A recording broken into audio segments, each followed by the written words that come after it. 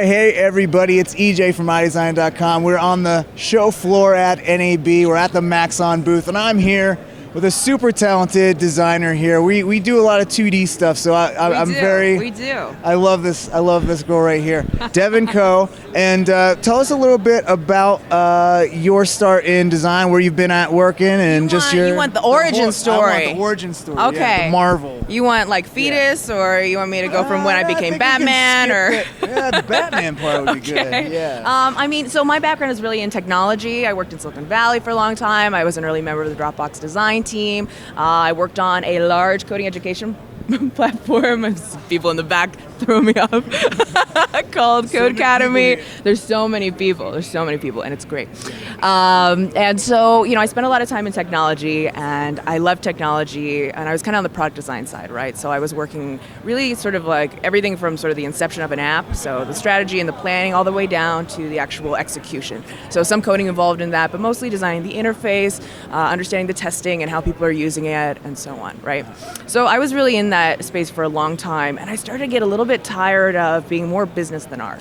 After a while, like product design is really, the end goal is people want to make money, right? They want to make a few bucks. Makes total sense, but I really got into art and design because I love art and design, I love to make stuff. I want it to have a purpose. I like having this sort of logical or technical element to it, but, end of the day, I still want to be kind of creating things from my heart. So I went on this, little mini, sort of like quarter life journey to try and find something else that's going to speak to me in that way.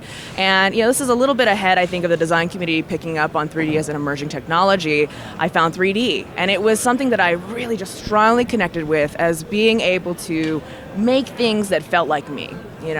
And of course there are tons of applications and implications, and it makes you marketable and blah, blah, blah. But fundamentally, at the very sort of root of it, I just loved it.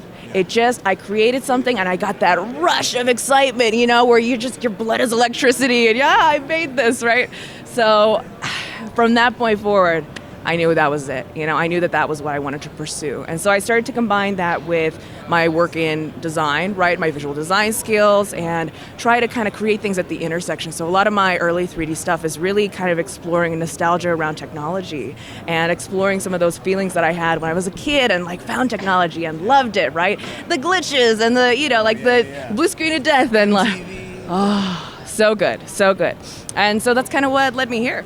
Awesome. Yeah. Awesome. So you're using Cinema 4D. You're doing a lot of 2D stuff. 4D, yes. 2D stuff in there, like really cool styles. I saw the posters from your trip to Asia. Those were amazing. I love those. The gradients and stuff.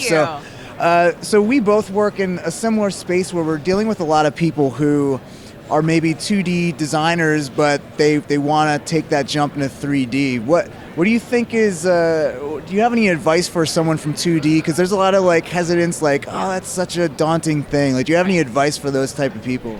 Yeah, you start small and you iterate, right? That's really what it comes down to. Is if you open up the app, you look at it, it's going to look complicated. You're not going to know where to start, and so you need kind of one small, really sort of completable goal that you can start with. Maybe 15 minutes. I'm going to make one thing move from one side of the screen to the other.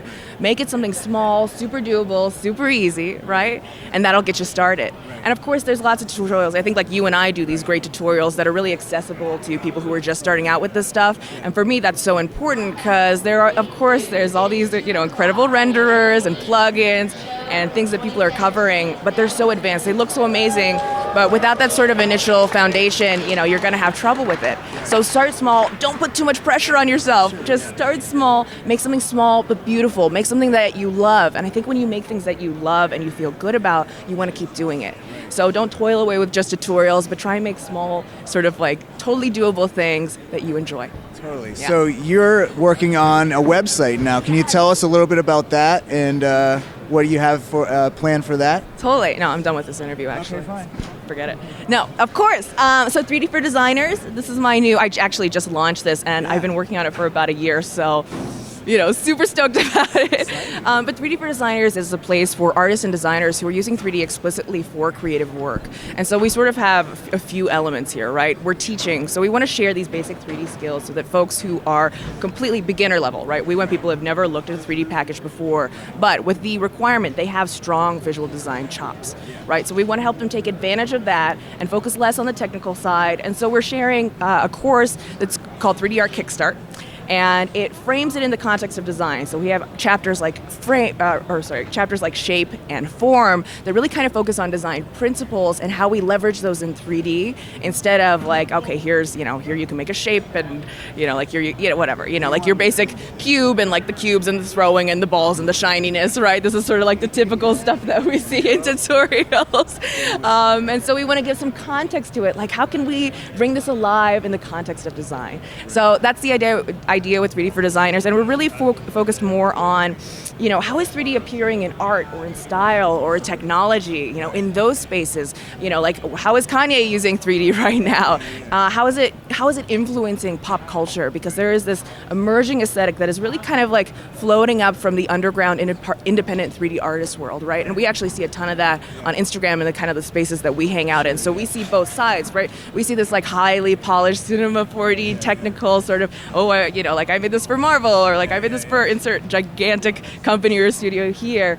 But at the same time, I think a lot of the sort of future aesthetic that we're going to see is coming from incredible independent designers who have started out just learning things on their own, right? And so I want more resources for them, and I want the design community that I came from, that kind of like raised me, so to speak, to really get hooked up with these emerging technologies and, be able to help create the future of design. We see like so much happening, moving fast with technology right now. It's kind of always the case. Things are always moving really quickly.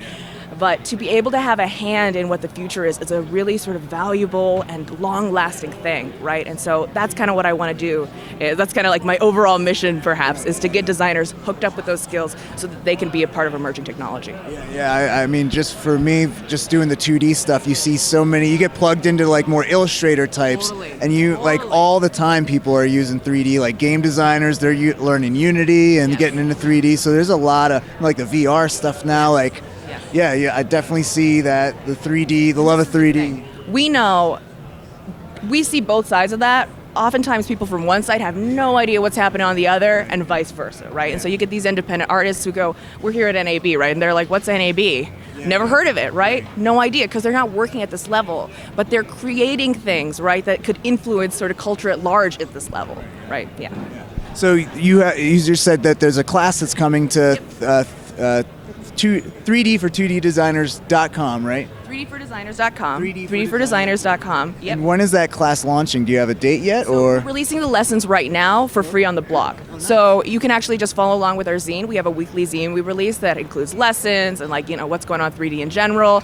So if you follow along with that, you'll actually get all the lessons for free. And then we're going to kind of package that up and release the course as a unit. Well, that's awesome. So where can people find you on the internet, like Twitter, Instagram? Oh, this is an easy one. It's an easy one. So 3dfordesigners.com. Show up, sign up. We would love to have you. Oh, more designers. That's all I want in this world. Oh, yeah. Twitter, 3D for Designers. Instagram, what do you think it is? You want to help me out here?